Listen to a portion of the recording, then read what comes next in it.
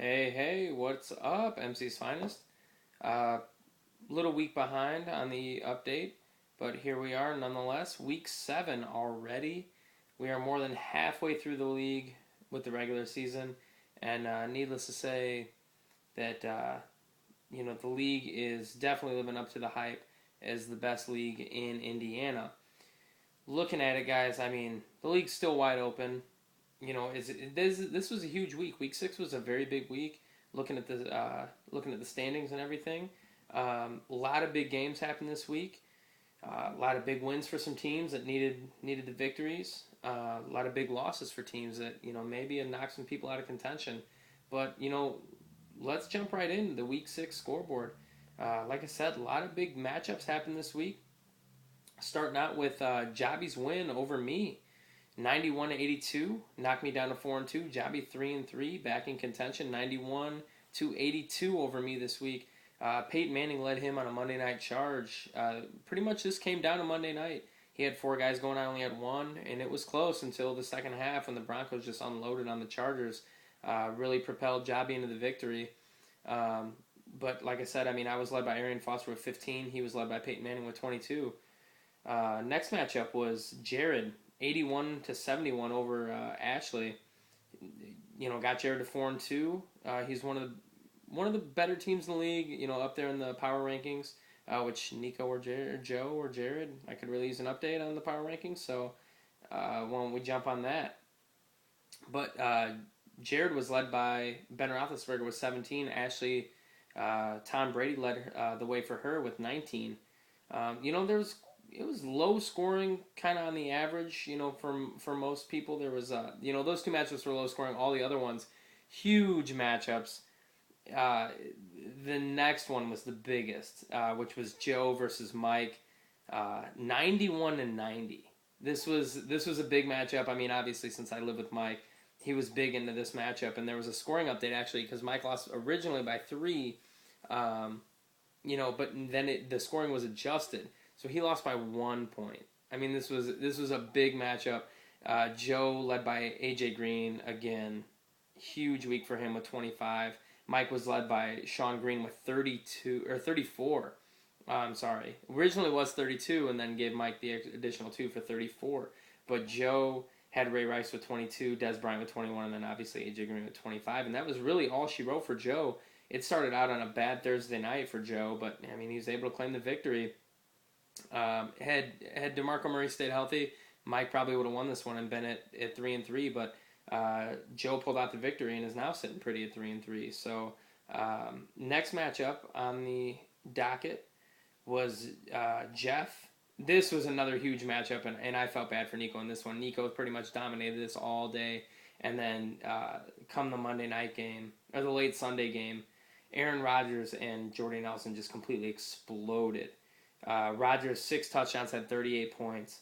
Jordy Nelson 3 touchdowns had 30 points. Other than that, Jeff's team was pretty much irrelevant.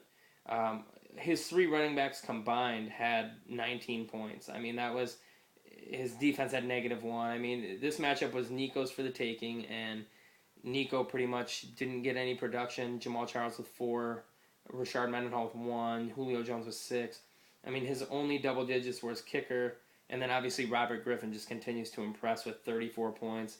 And then Vincent Jackson had a big game. But, that was a game that just Jeff took over with the 2 guys. And now Jeff's sitting pretty best in the league, 5-1. And I did not see that coming. I thought Jeff was, honestly, you hate to say it, Jeff, but I thought your team was one of the worst in the league pre-draft. But now you've made some really good draft trade or post-draft trades. And your team's looking pretty good. So right now, Jeff's sitting 5-1. Nico down to 3-3, which I have to like to see, basically because Nico's in my division. But I do feel bad for Nico on that one. Another big matchup: Windy City Lovin versus Lance Berkman. Eric got his first win of the year. Brock down to 1-5. Nobody saw this coming, even though they ruled him worst team drafted. I didn't really see Brock being at 1-5, nor did I see Eric really being at 1-5. But Eric really had an explosion this week. Besides Jacob Tammy, all of his players scored double digits. He just got really consistent scoring from everyone. He was led by Wes Welker and Andy Dalton with 19. And Brock was led by Ahmad Bradshaw with 17, but not a lot of double-digit scoring from him. It's going to be a tough year for Brock. He's going to be up and down. He's got the talent, but he just can't put it together. I believe that was it. Sorry, I've been drinking a little bit tonight, so kind of all over the place. But yeah, those are the matchups, guys. The standings, like I said, are still wide open. We have three teams tied at 4-2 with me, Ashley, and Jared. And then Jeff obviously leading the way at 5-1, but we got a couple teams tied at 3-3, a few teams tied. So, guys, divisions are still wide open. We're just halfway over the season. It's wide open. I mean, like I said, last year I was 1-4 going into at this time 1-5 maybe, and I finished 8-5. So anything can happen, guys. I saw the free agency board this morning was live and active. We had Jeff was up at 3:00 in the morning picking up Felix Jones and Montario Hardesty. We had guys up, Jabby was up at 5 in the morning. Guys, I really like the activity on the board. I like to see a little bit more trade activity, maybe some more just discussion activity. It's hard with the good active owners when their records aren't doing so good. They tend to not pay attention to the league. But guys, I'd like to see more activity out of the league. So let's try and be on that. But let's go ahead and go into Week 7 already. I cannot believe it's Week 7. That's crazy. Fantasy is flying by this year. Right now we got Polish Pounders playing Lance Berkman. Me against Eric. It's a big week for me. I'm projected at 122 to Eric's 85. Projections are bullshit, but hopefully I can pull this week out. This is a big matchup that I'm going to be watching this week is Mike versus Ashley. Mike's projected at 101, Ashley's 93. Mike's been projected high all year, and he's been really up and down with the scoring. So, it's a big week for Mike and Ashley and Ben alike because, if Ashley loses, she drops to 4-3. It's, going to get her in the middle of the division. Mike really needs to get back on the winning track. Nico against Joe is a big 3-3 matchup. I mean, either team, both these teams are really good. They're loaded with talent. So, I mean, if one of these teams gets to 4-3, the other 3-4, I mean, that's a big swing in the divisions. Brother-in-law matchup here with Jeff against Brock, 5-1 against 1-5. Jeff projected at 107 and Brock's 90. I see he's got Chris Johnson on the bench who's projected at 18. So once Brock pops him into the lineup, it'll be a little bit closer projections. But Jeff's just been scoring crazy, and I don't see how he can lose at this point. Another huge matchup is Jabby against Jared. Both of these teams really going at it. Both scoring really well. So this matchup could go either way. I feel like this is probably the matchup of the week. Maybe Matt and Nico, or Matty Ice and Brown Rice. Joe and Nico's matchup might be one of the matchups of the week as well. But guys, the matchups this week are really good. I feel like it's going to get more competitive down the road as it always does. Make sure you stay in there, man. I mean, anybody, even if you're 2-4 right now, it can swing either way. One trade, one pickup. You're always one thing away from really making yourself a competitive team. So just make sure that you're active, you're on the polls, you're on the boards, you're talking trades. I know Jeff is the most active with talking trades, which I really do like. Even though sometimes he might send you a BS offer, he's willing to work, which is nice. So hey, if you're willing to trade, call Jeff. He's open to do it. I know I'm still looking to maybe make a move. I know a lot of guys out there willing to make a move. So guys, make sure you're calling fellow owners. Also, this week we had a big discussion about Keeper League, which I do kind of want to get a meeting together with all the owners or majority of the owners shortly because we need to discuss how keepers are going to be run. The way ESPN Standard does it, I really don't feel would benefit the teams in a Keeper League, benefit the teams that don't do as well.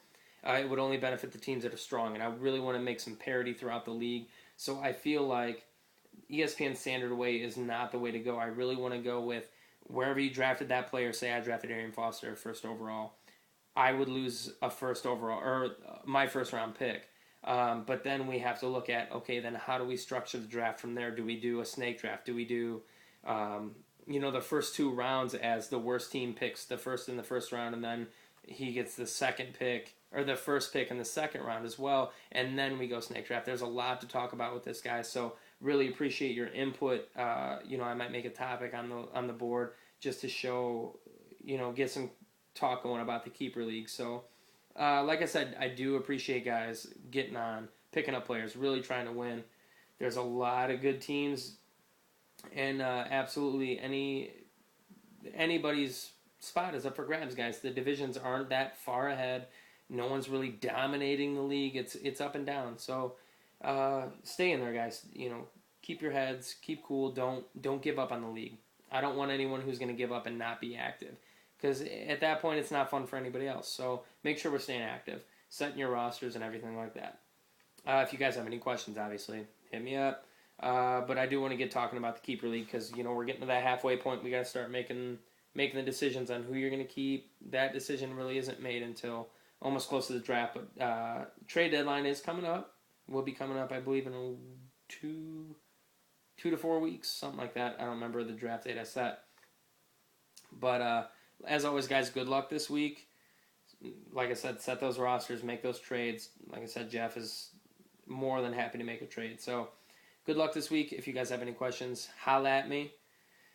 But that is all I have. I will be getting in touch with you guys next week, Tuesday.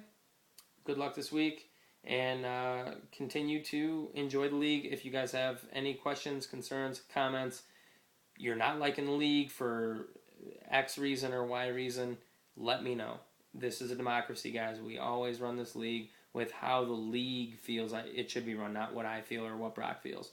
So let me know. All right, guys, have a good week. Enjoy it. We got a quick game on Thursday, so get those rosters set. All right, I love you guys, and I will see you Tuesday. Later.